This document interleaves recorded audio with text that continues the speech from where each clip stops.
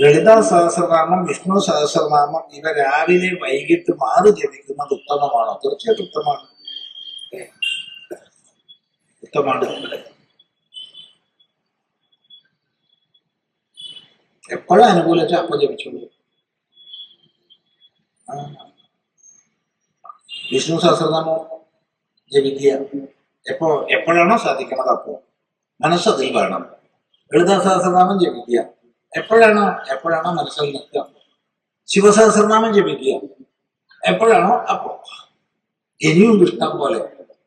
നമുക്കത്ര ദൈവങ്ങളാ, സമ്പന്നരല്ലേ നമ്മള്. എത്ര മുതലാളിമാരാ നമ്മളൊന്ന് ആലോചിച്ച് നോക്കും. എത്ര ദൈവങ്ങളാ. ഒരാള് രക്ഷയ്ക്ക് വന്നില്ലെങ്കിൽ വേറൊരാള് വരില്ലേ? ഈ ഓരോ ദൈവത്തിനും 1000 പേര്, 108 പേര്, 300 പേര്, എന്തൊക്കെ പേരുകളാണ്. അതുകൊണ്ട് ലളിതാ സഹസ്രനാമം ജപിക്കുക. സമയമില്ല, ലളിത ത്രിശതി ജപിച്ചോളൂ. 300 പേരുകള്. അതിനും വയ്യ സ്വാമി, അഷ്ടോത്തര ശതനാമാവലി ജപിച്ചോളൂ. മതി, ഇഷ്ടം പോലെ ഉണ്ട്. അതിന് സമയമല്ല സ്വാമി, ഒറ്റ നാമം ജപിച്ചോളൂ മതി. എന്തൊക്കെ സാധ്യതകളാണ് നമുക്കുള്ളത്. ഇത്ര സ്വാതന്ത്ര്യം വരാറുണ്ട്.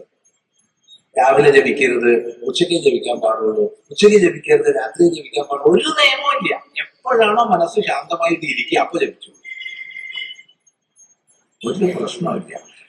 ഏതെങ്കിലും ഒന്ന് മാത്രമേ ഉപാസിക്കാവൂ എന്നല്ലേ പൊതുവിൽ പറയാറ്. അങ്ങനെയില്ല. മാലാമന്ത്രങ്ങൾക്ക് അങ്ങനെ ഇല്ല. മാലാമന്ത്രങ്ങൾക്ക് അങ്ങനെ ഇല്ലെന്നെ. ഏതും ജപിക്കാം. നമ്മള് ഒരു ഇഷ്ടദേവതയിൽ ഉപാസന ചെയ്യുന്ന സമയത്ത് ആ ഇഷ്ടദേവതയിൽ തന്നെ കേന്ദ്രീകരിച്ചുകൊണ്ട് മുന്നോട്ട് പോകണം. അത് സംശയമില്ല. അത് കണ്ടാൽ മതി. ശിവസഹസ്രനാമം ജപിക്കുമ്പോൾ ശിവനെ കാണുന്നു, വിഷ്ണു സഹസ്രനാമം ജപിക്കുമ്പോഴും ശിവനെ കാണുന്നു, ലളിതാ സഹസ്രനാമം ജപിക്കുമ്പോഴും ശിവനെ കാണുന്നു. ആര്? ശിവഭക്തൻ. വിഷ്ണു ഭക്തനോ? എല്ലാത്തിലും വിഷ്ണുവിനെ കാണും. സമയം ആവശ്യമില്ലല്ലോ, ഇത് തന്നെ പോലെ. അത് തന്നെ മതി. ചോദിച്ചുകൊണ്ടാണ് ജപിച്ചൂടെന്ന് ചോദിച്ചുകൊണ്ടാ പറഞ്ഞത്. ഒന്ന് മതി. എന്തിനാ സഹസ്രനാമം ഒറ്റ പേര് പോലെ? ഓം നമോ നാരായണായ മതി, ഓം നമ ശിവായ മതി, ഓം ശ്രീ മാത്രേ നമ മതി, ലളിതാംബികായൈ നമ മതി. ഏതെങ്കിലും ഒന്ന് മതി, ഇഷ്ടമുള്ളത്. ഏതാ ഇഷ്ടം അതാ. അത്രയും സെലക്ഷനാണ് നമുക്ക്. ഇത് സൂപ്പർ മാർക്കറ്റാണ്. ശ്രദ്ധിക്കുക.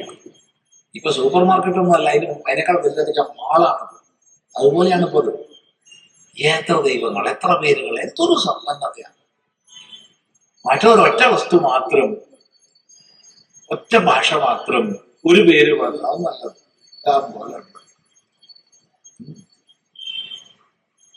ഇതിനിപ്പോ പേടിക്കുകയും വേണ്ട. ഇത് പ്രാർത്ഥിച്ചിട്ട് ഫലമില്ലാതെ നാളെ ആരും വിജ്ഞാപനം ഇറക്കാൻ പോകുന്നില്ല.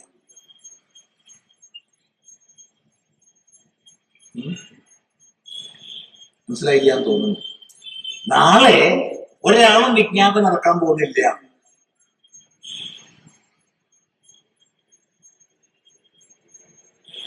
അത് പ്രത്യേകം ശ്രദ്ധിക്കും.